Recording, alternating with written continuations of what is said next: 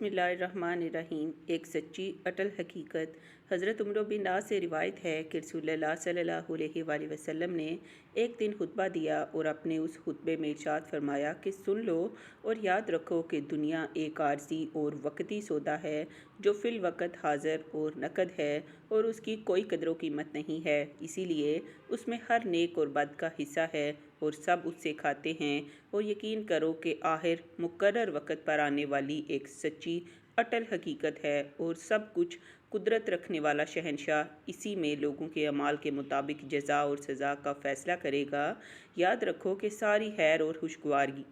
اور اس کی تمام قسمیں جنت میں ہیں اور سارا شر اور دکھ اور اس کی تمام قسمیں دوزخ میں ہیں۔ بس خبردار خبردار، جو کچھ کرو اللہ سے ڈرتے ہوئے کرو اور ہر عمل کے وقت آخرت کے انجام کو پیش نظر رکھو، اور یقین کرو کہ تم اپنے اپنے اعمال کے ساتھ اللہ کے حضور میں پیش کیے جاؤ گے۔ بس جس شخص نے ذرا برابر کوئی نیکی کی ہوگی وہ اس کو بھی دیکھ لے گا، اور جس نے ذرا برابر کوئی برائی کی ہوگی وہ اس کو بھی پا لے گا۔